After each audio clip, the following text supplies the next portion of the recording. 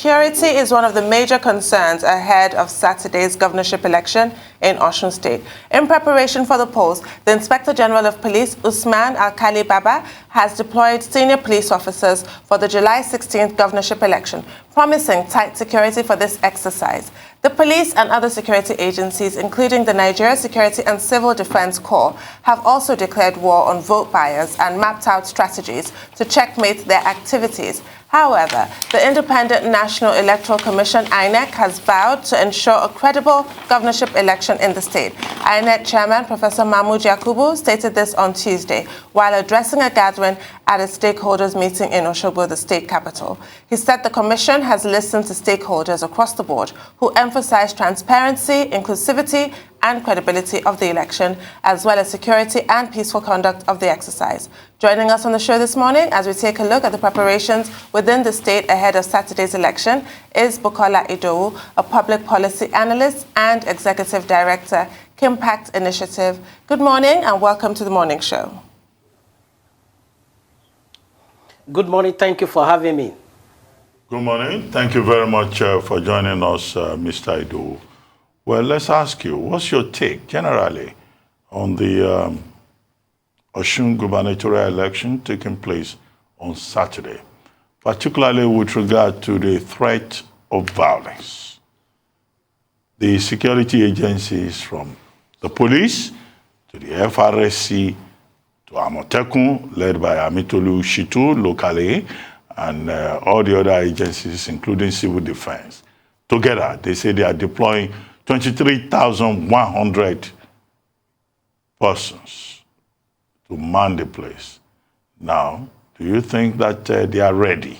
Because with the attack on the residence of Honorable Osun Yusuf of the Labour Party, security has become a major issue in this election. What's your own assessment? Thank you very much, Dr. Abati. I think this election is one election that we have to take seriously in terms of security, because for most of the political parties, the stakes are high for them. So they have a lot of things to lose, and that is why they are putting in putting in all their efforts to these elections. And I think the challenge here now is that number one, the security agencies are on ground, and then, like the Inspector General of Police have said, deploying 21,000, and then we expect more deployment from the civil defense. The DSS are also on ground, and the military are also on ground. And some days ago, we saw military convoy. Of course, a lot of them, close to like about 20 convoy, approaching Osun State capital, Osogbo, from Ilesha. So I think the security agencies are on ground, but most often than not, what we have seen in this election has always been like reactive measure of the security agencies. They have not been really proactive. For instance, why I'm saying that is that we've seen that the attack on the house of Honorable Osun Yusuf should have been something they could have gotten that intelligence, and should have been what they could have curtailed. And so for us, we don't want a situation where they will be reacting in this election. We want them to be highly proactive. And moving away from that, why do we expect them to be proactive now? For us at KDI, we came up with, we did a research, we conduct security threat assessment in this election, and we shared our findings with them. And other organizations I know also have done the same thing, and also share finding with them. So we expect them to move into action. For instance, now we've been able to track in the last 5 months. We've been able to track 63 cases of violence in the state. 63. And out of these 63, 20 of them are directly related to electoral violence. Now, 4 are just potential violence. And then we have like about 34 that are just non-electoral violence, but they are violence. No, they are not directly related to election violence, but they are violence as well. And these are just things like ritual killing, court clashes and police extrajudicial killing.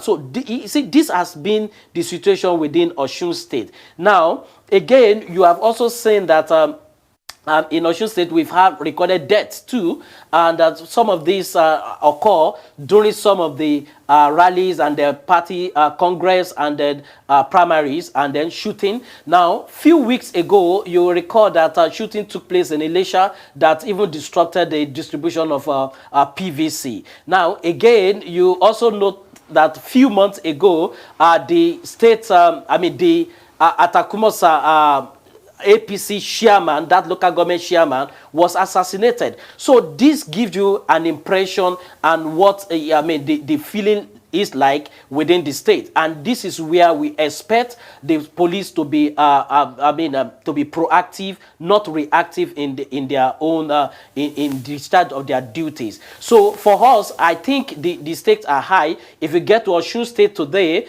there have been accusation and counter accusation from PDP is accusing APC of not allowing them to use the stadium for their mega rally today. You know, we have a situation where APC today that also are going to have like a concert today, like a roadshow concert, and then another APC is also, PDP is also going to have their mega rally today. So almost of these things, and we expect that these two should not happen at the same time in the state capital. So most of these things are potential for violence, which we feel the security agencies need to really nip at the bud, and most especially, one of the things that we also encourage the secure environment is the neutrality of the security agencies. So they should be seen as security agencies, discharging their duties for Nigeria, not for any political party. With this, we are going to have, peaceful elections.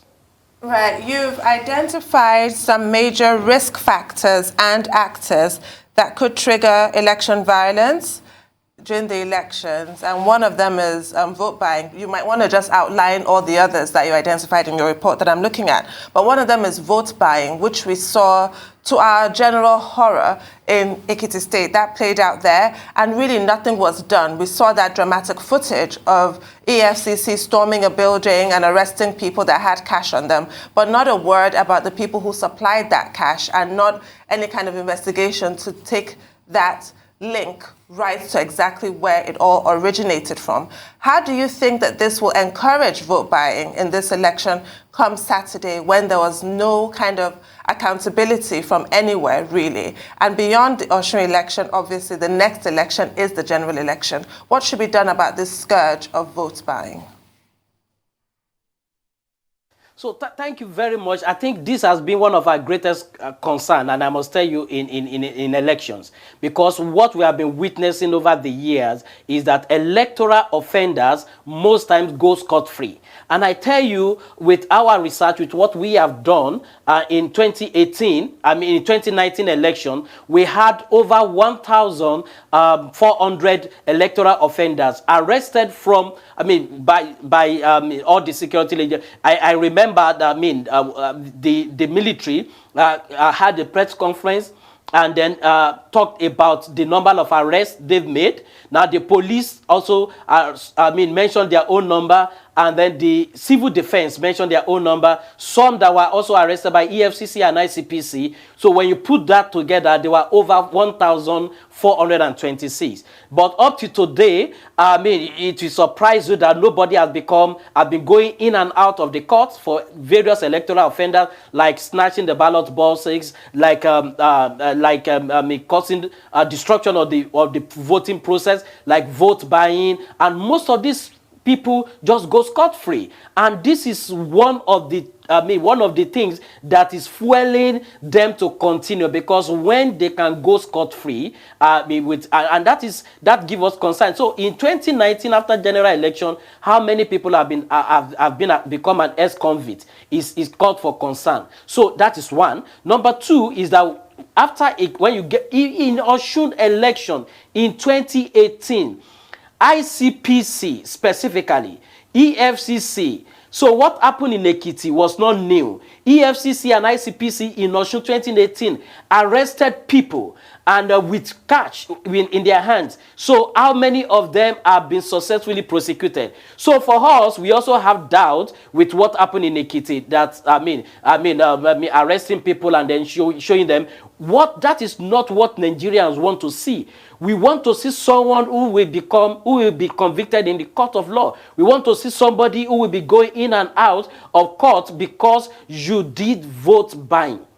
So that is what we want to see. We don't just want to see arrests that then after the election day, they will now be, they will get their bail, and that's now going to be the end of it. We don't want to see that. And this is one area. Now, again, let me tell you, this vote buying is becoming increasingly difficult, and if care is not taken, it's likely going to be part of our election electoral culture. And why am I saying that? Now, the question is this: why are we focusing now? What do we have differently now during party primaries, at the presidential party primary, both for APC and PDP? If there were accusation of distribution of dollars, and then we have not really come out to criminalize that and say that exactly is vote buying to those with those delegates, and then we are coming on the election day and say, look, don't take the money. So they are also taking precedent. They are drawing their encouragement from what happened at the party primaries.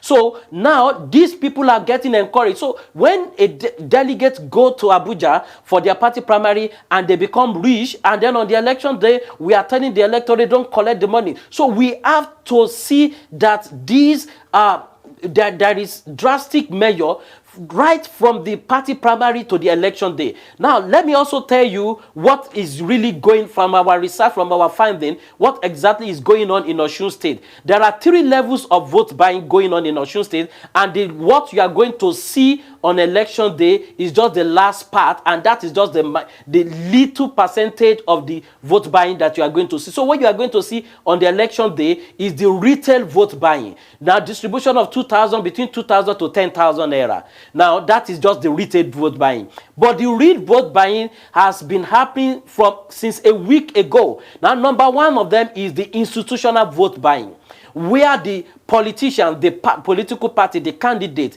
go to associations, institutions, both formal and informal, now to go and buy them, give them money, buy them over so that they can declare for them. This is institutional vote buying, institutional inducement. So this has been going on, and that is why you find that campaigns have not been intense. The same thing in Ekiti. Campaign has not been intense the way it has always been in 2014 election and 2018 election. So because the people just feel like, look, what do we need to do? Let's get, can we get the senior staff association of this particular organization to declare for us? So this has been the concern. The next vote buying that has been going on is the questionable, what we call questionable empowerment, both from all the candidates. I'm stepping in here. These are what we have been been saying. Thank you so much. I mean, you've said a lot today, but 2 things I'd like to ask. I noticed from the voter aggregate, the aggregated number of voters, that there are more female voters in the states than male voters. Now, my first question is, are the parties targeting female-based policies and agenda in their messaging? Because I've not heard anything as regards that, since they are more female. And secondly, please confirm to me, the violence you talked about, is it all the political parties that have used violence at some point in time? And is it all the political parties that have bought votes at some point in time?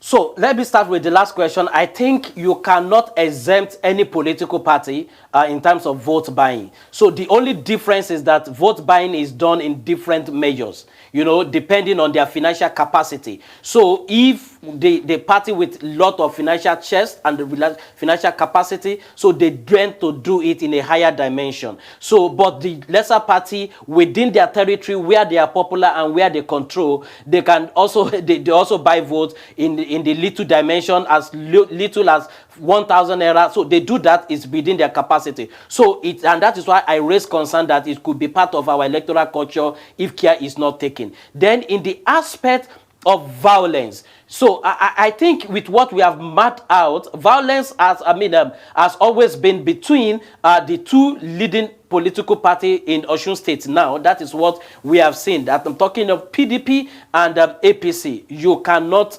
you cannot exempt any one of them. And it will interest you to know that with our findings, with our trackings, we have discovered that in the last few months, we have seen like about the PDP and APC, all of them have addressed the press, done press conference close to 10 times now, and then it has always been accusation and counter accusation. Oh, they are arresting our members. They are, and then they shot our they shot in our rally, and they did this. So this is what is really happening. And then coming back to female voters, now we have not seen.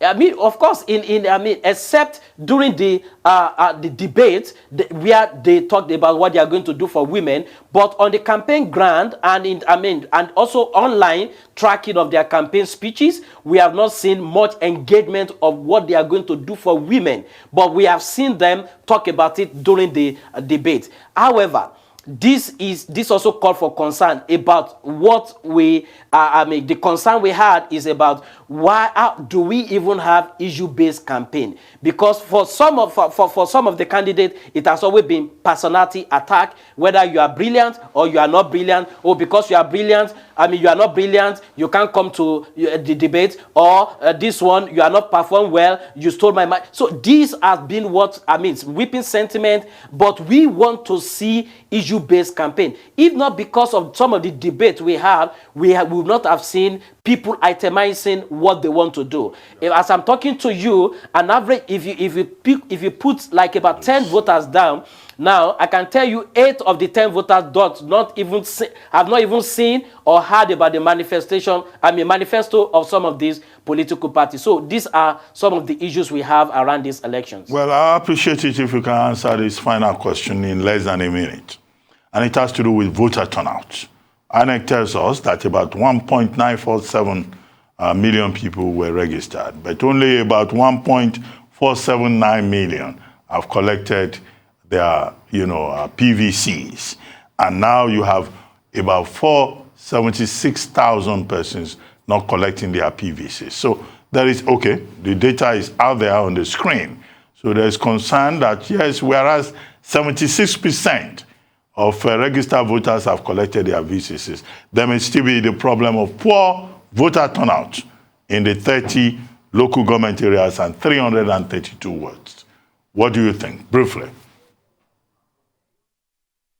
Well, I think the voter turnout is not directly linked with the number of PVC collected. And we keep saying that, number one, INEC still need to, the register we are using, that it's been a long time, that register has been cleaned up. Don't forget, part of the 76% that have collected their PVC, not all of them are resident in Osun State again. Many of them are federal civil servants that have been transferred out of Osun State. So these are concerns that that you have there. Then the voter turnout is not only from these people who have collected their PVC, it also depends on, number one, the secured environment. So when the environment is secure, we are going to have more people coming out. So, and I think in an atmosphere of intimidation, people want to stay home and stay alive. But the most important thing is that people need to come out. Then again, another thing that is likely going to affect voter turnout is the nearness of the polling unit to the residents of the people. Now, Osun State presently have increased the polling unit from 2014 by over 700 polling units. How well are the electorates aware of where they are going to vote? And that's why we are encouraging INEC. If they can paste the register in most of these polling units today, tomorrow, so that people can know where they are going to vote. Because when people know I'm going to trek a long distance, and don't forget on the election day, the transportation system is shut down, then people want to stay at home. So these are a lot of a lot of factors that can affect voter turnout. Well, thank you very much indeed. Thank you.